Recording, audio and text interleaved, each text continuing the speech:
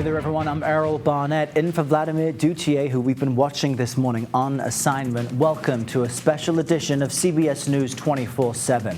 Right now, emergency crews are getting their first look at damage left behind by Hurricane Milton. Here's a look at our live radar right now, showing the storm slowly moving out east, but still dumping a huge amount of water on the state. Areas inland are dealing with high winds and are bracing right now for flash flooding.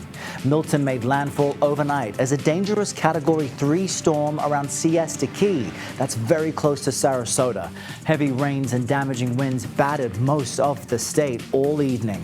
And take a look at what the strong winds did to the roof of the Tropicana Field in St. Petersburg. This is home of the Tampa Bay Rays. Parts of that roof completely torn to pieces, and that building was meant to serve as a shelter for thousands of first responders. Let's head over to CBS News correspondent Nicole Valdez. She is in Island Park, Florida, and I can see you there standing close to some of the waters. Help us understand what you woke up to this morning. Errol, good morning. Unfortunately, that dreaded storm surge a reality for so many across Southwest Florida. We are talking about inches of water still on the ground, but earlier at the height of the storm, this was up to 3 feet. And you'll notice the community behind me, all these homes dealing with the sort of consequences. In the distance, you can hear a generator whirring. That means power is out. One of many problems so many across the state are now dealing with. Of course, we know that this was a significant storm doing so much damage in many different ways by its either storm surge or flooding, and in some cases, violent tornadoes. More than 100 tornado warnings issued as Hurricane Milton made its way over the Sunshine State. Today, of course, is going to be focused on cleaning up. A lot of the neighbors who live in this community will likely be having to deal with the repercussions here. So trying to clean up, maybe looking at some damage as all this water hopefully starts to recede very soon. Yeah, and it's a delicate day as we see people gathering their things, assessing their neighborhood, checking on friends and family. But Governor DeSantis did say this morning, don't head into the waters, don't do anything dangerous because power lines are down. We know that there are many people without power. So what's the power situation as far as you can tell? At last check, we were looking at more than 3 million customers in the dark, and that's statewide. As we've noticed, really impacts as far as, really coast to coast, west to east, right? It really was not just one specific city. And I think that is going to be the challenge as those linemen try to get out today to get people back on. All right, Nicole Valdez in Island Park, Florida. You and the crew, please stay safe. We want to bring in CBS News Philadelphia meteorologist Kate Bilo with the first look at the national forecast. What a day, Kate. What a day indeed, and what a night, Errol. Of course, it was all last night after Milton made landfall around 8:30 last night near Siesta Key, and this went on, the storm raging across Florida all night long. Let's talk about where it is right now and what we can expect as we go through the rest of the day. Hurricane Milton, still a hurricane. It's a Category 1 storm at this hour. Right now with sustained winds still at 85 miles per hour, but here's the good news. It's off the coast. It is out over open water, and it's moving a little bit more rapidly than it had been moving. Right now, moving to the east-northeast at 18 miles per hour. It's right now 225 miles northwest of Great Abaco Island. It is continuing to produce very strong winds, though. You can see a couple of spots here. Fort Pierce gusting to 61 miles per hour still. We have gusts over 30 miles an hour still in St. Augustine and Daytona Beach. So definitely still feeling the winds around the backside of Milton as the storm departs, but nothing like what happened yesterday. In addition to the storm surge, Nicole mentioned the tornadoes. Look at these tornado reports, over 100 tornado reports, even on the eastern side of Florida, as those outer bands of Milton started to move onshore. Reports of folks that lost their lives, certainly homes destroyed, reports of over 100 homes destroyed in tornadoes with Milton. And the storm surge flooding is ongoing. Even as Milton moves away, we'll continue to see those rivers and streams rise, especially at high tide. We'll have more on that, plus a look around the nation coming up. Errol, I'll send it back to you. All right, Kate Bilo, thanks so much. We'll see you again soon. Now, you remember that stadium ripped to pieces? That's in St. Petersburg, and we want to take you to storm coverage from our Tampa Bay affiliate WTSP, which the mayor of St. Petersburg is now speaking. Let's listen. Like flushing toilets and brushing your teeth. However, due to waterline breaks, we also had to shut off drinking water last night. around midnight. Crews have been out this morning making repairs to the drinking water system, and potable water is back on and may come out of your sink. As the system continues to pressurize, however, it's very important to boil the water before you use it. So we have issued a boil water notice. We're working to identify the location of the waterline break, and we have multiple crews conducting ground and aerial surveillance so we can repair the leak and fully restore services. And this is why we stress that folks should stay off of the roads, as city teams need that space to ensure we can restore services to residents as quickly as possible. In terms of electric service, we have nearly 400,000 people without power in Pinellas County right now. It will take longer to restore power, but we are working alongside Duke Energy to ensure that we can repair those systems as quickly as possible. Duke is working to bring crews in, but we just need everyone to be patient right now due to the impact and the number of outages that we're dealing with. This was an unprecedented storm with very high winds. The damage to the power system is more severe this time around. Many residents across our city team are impacted by this storm as well. So we're asking for everyone to be patient while these services are being restored. I do want to thank our local, state, and federal partners for the support they provided to us during this time. We've been in contact with them across all levels, and they've all been great partners who are focused on helping St. Pete rebuild. This was a storm that intensified quickly and gave us very little time to prepare. But we made it through the storm, we've started the recovery, and we will be successful. I ask that everyone continue to be patient and lean on each other during this time. Be a good neighbor, offer help where you can, and know that we will come back from this challenge stronger and more resilient than ever before. Thank you all. We'll now take any questions you might have. All right, listening to the mayor of St. Petersburg there tell everyone there's approximately 100,000 people who remain without power, but he says they've made it through the storm, and he's now encouraging people to remain patient as emergency responders head out to continue to assess the damage. We also saw footage there of a crane which collapsed. I believe that was downtown by Hurricane Milton. He also thanked his federal counterparts. And on the flip side, President Biden told Floridians, quote, "We have your back." That was ahead of Milton's landfall last night. The White House mobilized resources preemptively ahead of this storm, and CBS News reporter Willie James Inman joins me now to speak about this. So you have some appreciation from your local officials to the federal government. What else is the White House and the administration planning to do now that so many people are without power, and it may take a while before people are whole again? Yeah, it certainly will take some time, Errol, and this region is still recovering from the effects of Hurricane Helene, and FEMA has already pre-positioned assets, some 20 million meals, 40 million liters of water. On top of that, you have vehicles, you have assets from the Pentagon positioned to help in those rescue and recovery efforts. And the president just a little while ago spoke with Governor DeSantis of Florida. Essentially, the governor and Deanne Criswell, the FEMA administrator, are going to go out, assess some of the damage. Then the president is going to receive another briefing. He did also get a briefing this morning from the FEMA director and his Homeland Security advisor to essentially discuss what is going on down there in Florida, talk about all the things that need to happen in terms of the recovery efforts. Remember, the president has already approved that disaster declaration for the state of Florida ahead of Hurricane Milton touching down there in the state. So those federal assets are ready to go, the federal funds ready to deploy if they're needed by the governor and the residents down there in Florida, Errol. And we're just looking at some of the tornado footage, which is just remarkable, that came out of the eastern part of Florida, southeastern.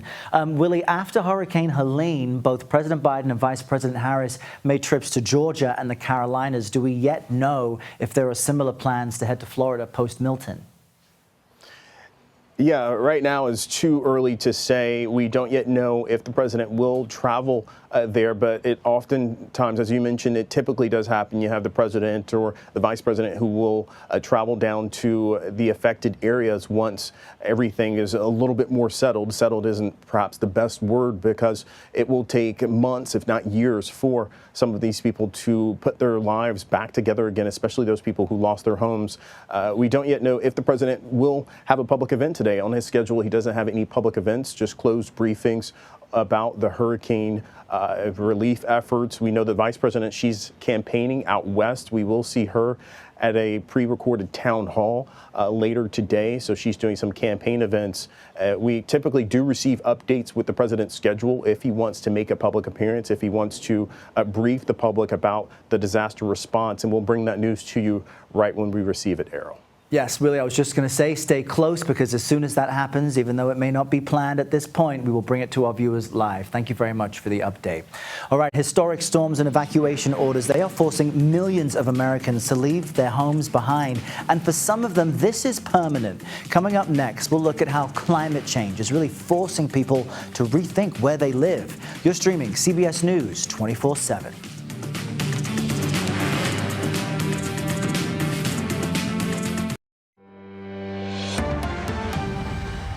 Right, a warm welcome back to CBS News 24/7 this morning. I'm Errol Barnett, but you are looking at our CBS News Miami station, where they are continuing to speak with people as they wake up and see the aftermath of Hurricane Milton. We want to get over the bridge, see what's the damages on my home. I actually have two homes.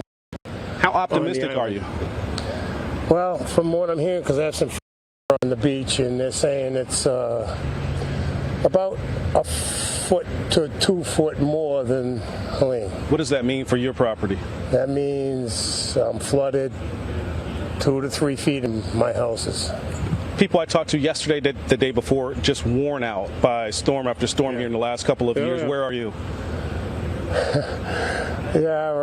I'm kind of sick and tired of being sick and tired, I guess, is the only way how I can say it. But it's a beautiful island, but it's starting to get old. But I'm going to hang in there and do the best I can. And hey, I'm okay. And I left the island. It just said, they said, well, when you leave, you'll be able to come back. Well, here we are, and don't know how soon you'll be able to get back. We have no idea. We have no idea. Hopefully, like you said, you see everybody waiting patiently, and hopefully we get back over there within the next hour. This comes at a time for you and your family's like about to celebrate. Your wife, you're about to have a grandchild, is that right? Yeah, well, they're back home in Boston. She's having a baby on the 19th. Congratulations. Of this month, so I kind of had to leave. My wife stayed, and so she's there with my daughter, make sure everything's good. But I'm definitely leaving the 18th to go back home for her to have the baby. You mentioned someone that you know that's there rode out the storm. How are they? They're all good. Everything is good. Like I said, I came this close to staying, and I should have. I really should have, because I had a safe place to stay, brand new house. And they're all safe. There was a bunch of them. All right, as we're hearing there, residents of Fort Myers Beach just worn out, but what it feels like nonstop severe weather. This report's coming to us from the Gulf Coast of Florida, but we want to jump over to a different part of the state now and take a look at our coverage from Orlando. Our affiliate WKMG is bringing us the latest there, and they still have rainfall. Let's watch. Now, just to give you some perspective, that is serious flooding concerns, but we spent a lot of time here during Ian, and that was record flooding. It doesn't look like it's going to reach that point. At least that's what the forecasts are telling us at this point. When Ian came through, this whole area was completely underwater. You couldn't even drive here. If we can show the pizza shop that's on the corner right here of Palmetto and Seminole Boulevard, they had water inside. And if we spin around and show the parking lot, which is close to the courthouse here in downtown Sanford, all of this was underwater during Ian. You can see really today most of it's dry. There's a bit of water that's pooled in the corner here at Palmetto, but it's not too bad. bad. People are getting around, of course, some downed tree branches, leaves, that kind of thing that we expect from some of the wind damage. But really, it is the water here in Seminole County that is causing the most concern. And we're, of course, going to be watching it. Emergency management told us yesterday that they are planning on reopening sandbag locations as soon as they can. We're going to meet with them in less than an hour at 11 a.m. this morning so we can get an update on what they have seen from overnight, if there's any major damage reports. I did check in early this morning. They said there was nothing too significant that they could tell me. And so far, no water rescues here in Seminole County. So all of that is good news, but we're not quite out of the woods just yet. We know some people are experiencing flooding, and they're probably going to experience some more in the coming days. And of course, we'll be here with you for all of it to give you the updates. But for now, this is the situation here down at Lake Monroe and the St. Johns River near downtown Sanford. I'll send it back to you guys in the studio. All right, Catherine Silver reporting live for us. Thank you, Catherine. Yes, it can take quite a while for all that water to go back into the Atlantic Ocean. Let's get a check of your weather right now with meteorologist Julie Broughton. She is standing by. In fact, all right, and that's a fast look at what's happening on both coasts of Florida right now. Everyone dealing with either the aftermath of Milton or the still ongoing rain and flooding. In fact, the increasing frequency and strength of storms like Milton and Helene may have some rethinking where they choose to live. In many areas, many thought once to be immune from natural disasters are more vulnerable to severe weather, and scientists do insist that climate change is a major factor in the rise of powerful storms and extreme conditions. Tulane professor Jesse Keenan is an expert on urban planning, and he joins us now to speak about this from Philly. We heard one gentleman say he's sick and tired of being sick and tired, but Florida, people would expect for there to be hurricanes. Talk to me about places where people have moved to avoid climate change, like the Carolinas, and how still it's showing to be susceptible. Well, I think the best way to frame this is that we have sending zones and receiving zones. And there are places throughout the United States where people are bearing certainly the risk of loss or actual loss from storms, extreme events, wildfires, landslides, floods, you name it, but also the indirect financial costs and exposure. And for instance, in the insurance market, these things are adding up, and they're placing a great deal of stress in a world where we already have tremendous burdens in terms of energy utility cost burdens, in terms of affordable housing cost burdens, and the like. So what we see is that climate is now one of many factors that are shaping how and where people make decisions, or that is, decisions about how and where they're going to move and where they're going to live. Now, I don't think people are as naive as to think that they can fully escape the impacts of climate change. That's an impossibility. Climate impacts are widespread all throughout the United States, particularly in the context of extreme flooding and the risk of extreme precipitation events. But that being said, there are places that are hit harder, more regularly, that have higher economic costs and stresses associated with them. And those places, as we would imagine, the Gulf Coast, Florida, the Carolina coast, they certainly are in certain areas, we see an outmigration associated with this. Are these very large numbers? We don't really know. The evidence is a little uneven as to the exact quantity and speed and pace of this. But we do have, let's say, better empirical information and data that suggests that people are valuing more moderate, cooler, less humid climates, for instance. And they're definitely looking at places all throughout the United States where their insurance payments are less, their rent costs are less, and where they're not in an immediate flood zone, for instance. Because based on some of the graphics we're showing and what you're saying, we know that people have moved to the Carolinas. They've moved to Texas from places like California. And in fact, Tampa was one of the fastest growing cities in the nation. So based on what you're saying about people seeking places where insurance rates may be lower, where should people be considering if they are trying to avoid the widespread effects of climate change? I know you said you can't avoid it completely.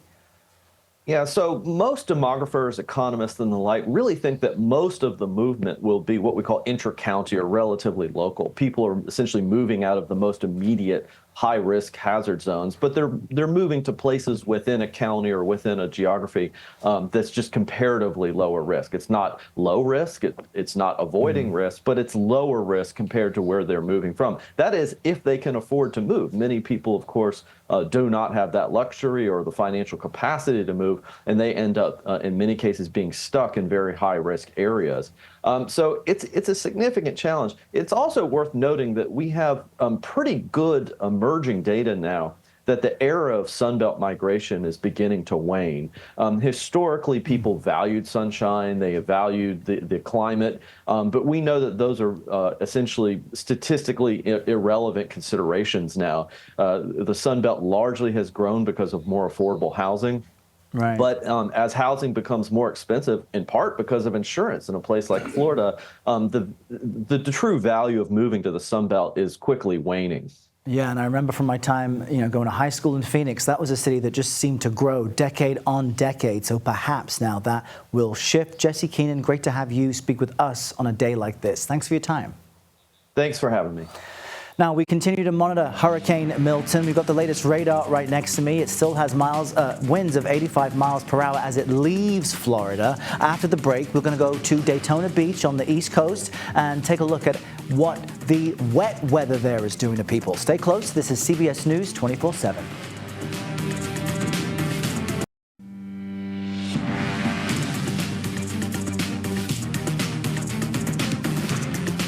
Welcome back to CBS News 24/7. We will return to storm coverage in moments, but first, other big stories we're following.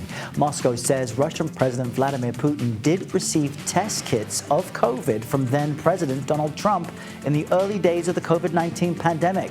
A Kremlin spokesman tells Reuters the tests were part of an exchange in which the U.S. was provided with Russian-made ventilators. You may remember journalist Bob Woodward wrote in his new book the tests were provided for Putin's personal use, which Trump has denied. Secretary of State Antony Blinken is meeting with the newly selected Prime Minister of Thailand today. The pair met on the sidelines of the broader East Asia and ASEAN-US summit in Laos, and as Thailand is dealing with its own share of ongoing and now deadly floods. We've got some fresh new data for you from the Bureau of Labor Statistics, and it shows what you already feel. The Consumer Price Index rose 0.2% in September. Over the last year, it's increased 2.4%, which is in line with economists' expectations. The index for food rose 0.4% last month, and shelter also ticked slightly higher. Basically, stuff is more expensive. All right, all eyes are on Florida right now. The state really battered overnight by Hurricane Milton, and the Atlantic coast was not spared. It's still being hit with a lot of water. You're looking at CBS News correspondent Tom Hansen, who joins us from Daytona Beach, continuing his round-the-clock coverage. Tom, help us understand how bad things are where you are. We know we're expected to see a lot of flooding in this part of the state. Oh, absolutely, Errol. This is low-lying area, and I just want to set the scene for you.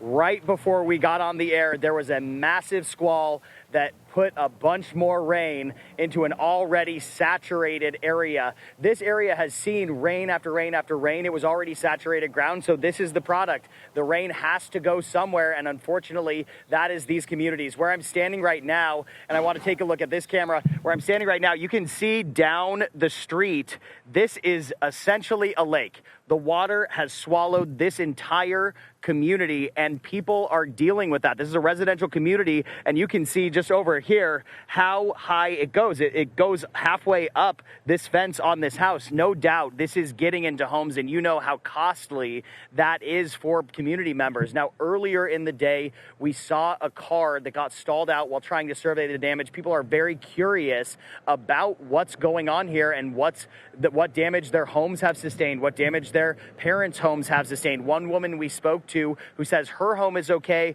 her mom's home is okay in this area, but when she saw that it has basically turned into a giant lake, her jaw hit the floor. And that is one of the main concerns here. Additionally, on the coast, we saw damage from the wind. The wind caused roofs to rip off of homes. There were apartment complexes that were damaged, and then down trees. So down trees typically mean down power lines. That is another thing that we are watching very closely, Errol.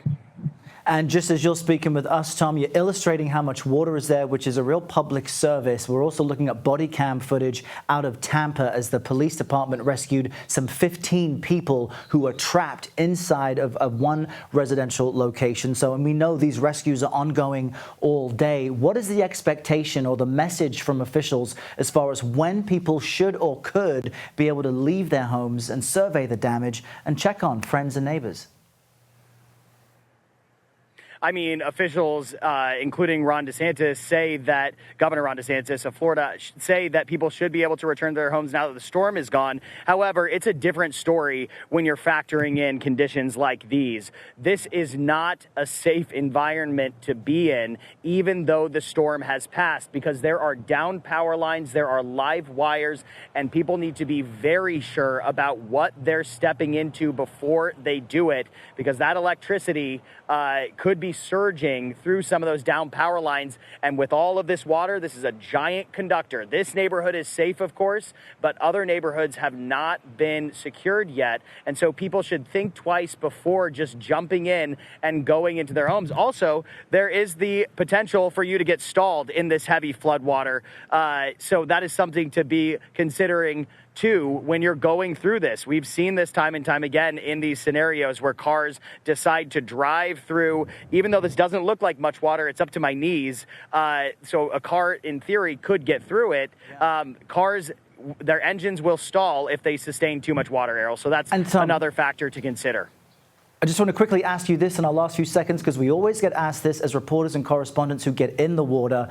We take safety precautions in order to illustrate how dangerous things can be. Help viewers understand just how you and the crew are staying safe despite showing us the dangers.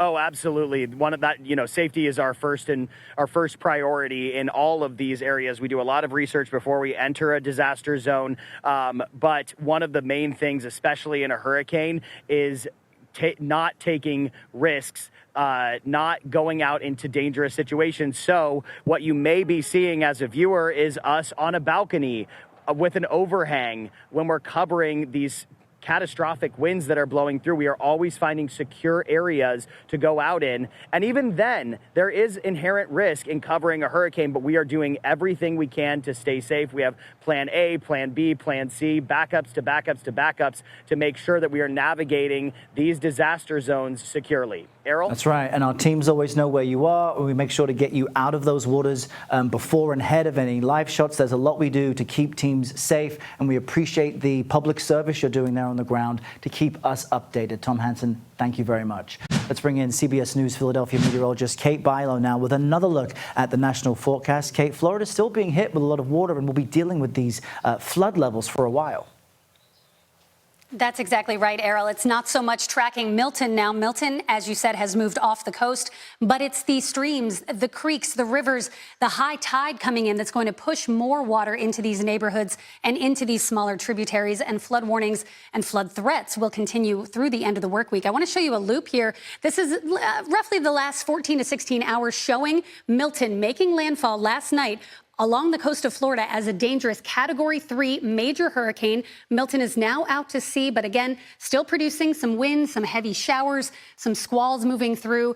And again, as Tom so succinctly put it, it's not safe to go out because these floodwaters, even if they don't look all that high, they have currents in them, can be very dangerous. So do not attempt to do that. Let's put up our watches and warnings here. And I want to show you, we do still have a number of watches and warnings across the state of Florida. Hurricane warnings still in effect, tropical storm warnings for the east coast of Florida especially, and into portions of the Tampa area. Not shown up for me there. We'll get back to that in just a moment. But flood warnings along a lot of the streams, creeks, rivers around that region. Let's talk about where Milton is now. Here's a historical track of Milton, basically. Again, this was a Category 5 hurricane, then became a Category 4. It did get downgraded to a Category 3 before making landfall, and the path took it just south of the Tampa area, meaning the strongest storm surge was just south of the eye. The heaviest rain, as you can see with Milton, was just north of the eye. So that kept the Tampa area from getting the worst of the projected storm surge. At one point, it looked like 10 to 15 feet. That stayed further south and was not quite that high because of the weakening of the storm. But the rain is an issue as well. We picked up over a foot of rain across much of the region, and that is leading to more flooding concerns. Here's where Milton is right now. It's a Category 1 hurricane. It's just off the coast. It has moved away from the Florida coastline, still has winds of 85 miles an hour, and you still have those wraparound winds really accelerating there across portions of eastern Florida. It's moving out, but look at that rain. Where you see that stripe of purple, that's where over a foot, in some spots, upwards of 1.5 feet of rain fell as Milton crossed the state. Errol, I'll send it back over to you. Kate, it's almost like a flood scar right through the center of Florida. And I just want to ask you how unprecedented these back-to-back storms are, Milton and Helene just 2 weeks ago, because I have to think back to 2004 when I was covering Hurricane Charlie hitting Fort Myers. Hurricane Ivan hit the Gulf Coast region that summer as well. How unprecedented is this?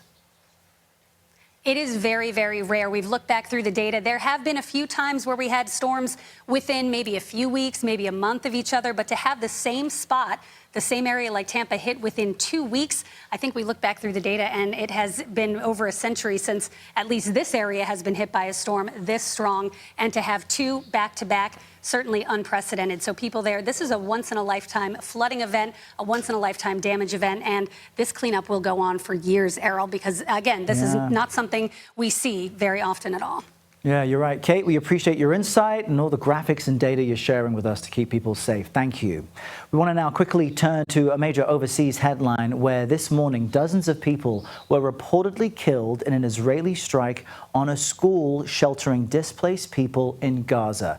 This is taking place as President Biden held his first phone call in 2 months with Israeli Prime Minister Benjamin Netanyahu yesterday. Now, the White House described this call as direct and productive. Now, Middle Eastern leaders are waiting to see how Israel will respond to Iran's massive missile attack last week. We brought that to you live here on CBS News 24/7. Haley Ott now is following all the latest for us from Tel Aviv.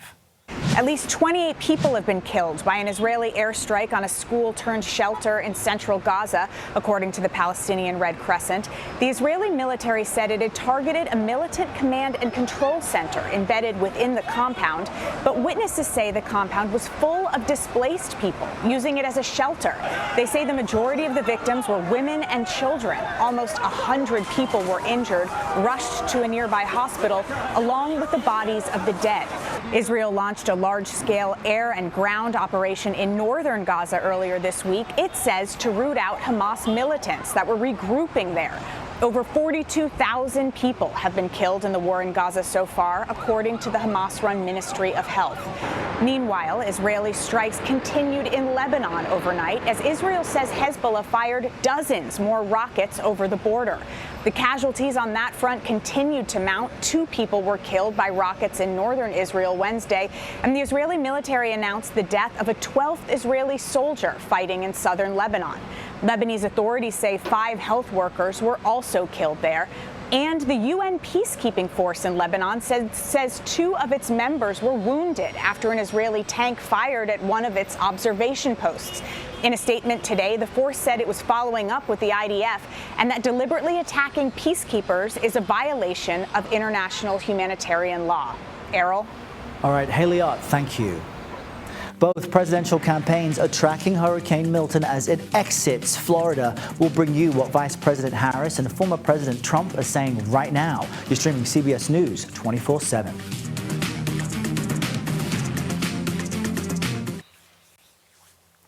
All right, we're taking you to the campaign trail now. Both the Harris and Trump teams are weighing in on Hurricane Milton and its aftermath. Vice President Harris is set to be briefed throughout the day on the unfolding situation in Florida. She also heads to Las Vegas for a town hall, followed by a campaign rally in Arizona tonight. CBS News campaign reporter Shauna Mazzell is following the Harris campaign for us in St. Paul, Minnesota. Shauna, what is the Harris campaign saying about the storm?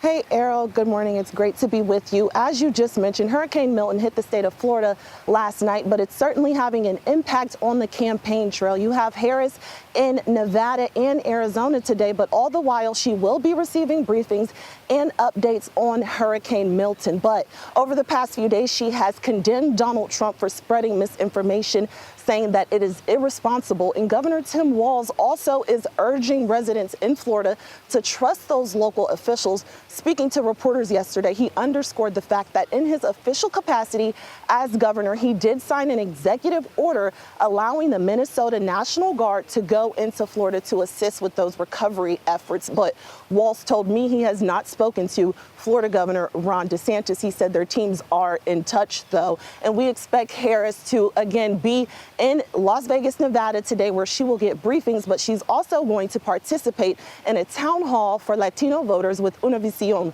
today before she heads to Arizona. And it's certainly been a very busy week in the state of Arizona. Tim Walz and J.D. Vance were just there yesterday. All right, Shauna Mazel joining us from a scenic location in Minnesota. Thank you for that update. Meantime, former President Trump addressed the storm during a rally in Pennsylvania yesterday. However, he continued to spread the false claim that FEMA is diverting disaster relief funds to migrants. CBS News political correspondent Caitlin Huey-Burns brings us more from the Trump campaign trail. Caitlin, what is the Trump team saying about this storm? And as usual, you'll have to fact check whether or not it's accurate. Errol, good to see you. We are in Detroit, where the former president is set to give an economic speech, but he has been commenting on the hurricane that just hit his home state of Florida. Remember, he has 3 properties in Florida, all on the eastern side of the state, so not affected by the path of this storm. But this could have made this storm personal for him. I've been covering him all week. He's been warning residents about the power of the storm, but he's also, of course, been spreading misinformation about hurricanes happening not only in Florida, but also the devastation in North Carolina. As you mentioned, he has falsely claimed that FEMA is diverting funds from recovery efforts to undocumented immigrants. That's not true. He's also been criticizing the Biden-Harris administration for their response, saying that she was taping a podcast interview instead of visiting residents in North Carolina. That also was not true. Both candidates have been campaigning throughout all of this. And what's particularly of note here is that you've had Republicans coming out and warning against the spread of misinformation. You had a Republican congressman in North Carolina issuing a statement this week debunking some of the conspiracies that have been flying out there. Governor Ron DeSantis yesterday in a press conference warned members of residents of Florida to, vet everything they're seeing. Don't believe some of the disinformation that's out there, and kind of raising concerns and urging people to kind of follow local warnings from local officials. All right, Caitlin, thank you so much. The mayor of Tampa also saying stop with the misinformation. It could risk lives. In fact, now we want to cross over to storm coverage from our Tampa affiliate, WTSP. Let's check in. But it wasn't the storm surge that was the problem out here. It was those winds. And while we've seen some flash flooding, that hasn't been the real issue. The issue is the wind, those toppled trees. And no matter where you go in this area, there are trees down. There are power lines down. I mean, if we just move the camera just a little bit, you can see right here that this power line is hanging down. Now, we're not going to go anywhere near that because that is probably a live wire, but just to be able to get a look in the distance, just look how far pieces of that 7-Eleven sign flew across this parking lot from those high gusting winds. All that debris that is scattered on that lawn right there across the street, that is all part of the 7-Eleven sign. It even goes all the way back into the parking lot behind it. And now where I'm standing right here in front of me even, you can see there's another piece of the sign right here where we stand. So a lot of wind damage, so many toppled trees.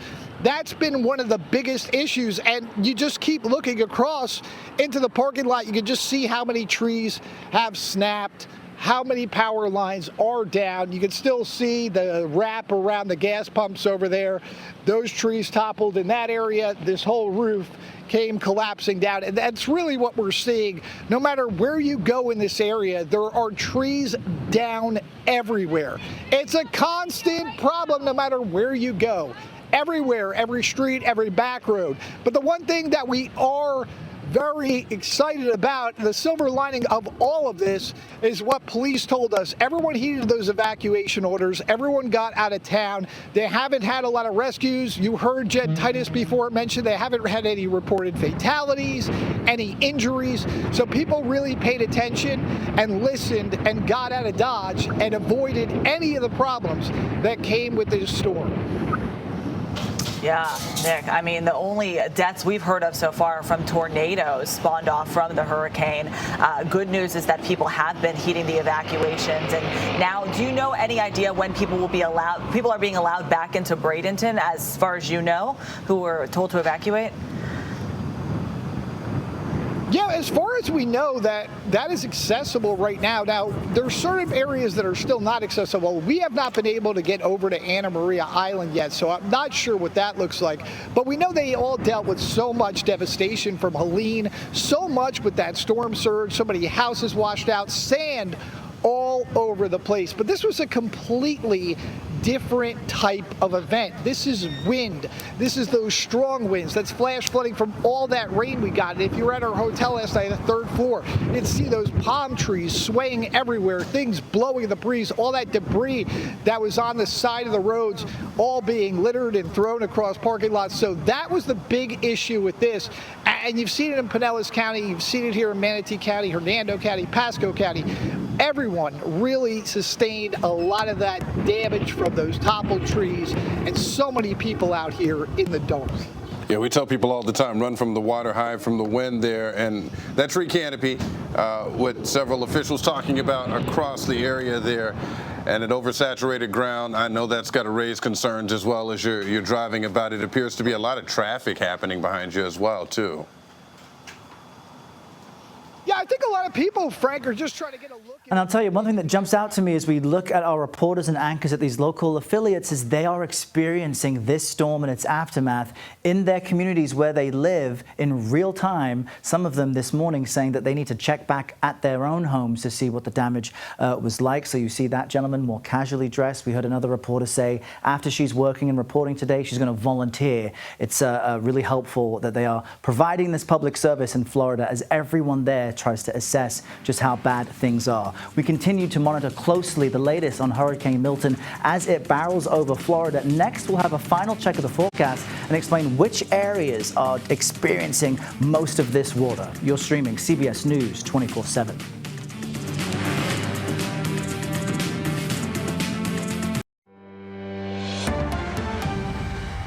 All right, welcome back to CBS News 24/7. I'm Errol Barnett, and you are looking at our first aerial glimpses of Palm Beach County, Florida. Of course, this has Palm Beach County or Palm Beach inside. This is north of Fort Lauderdale.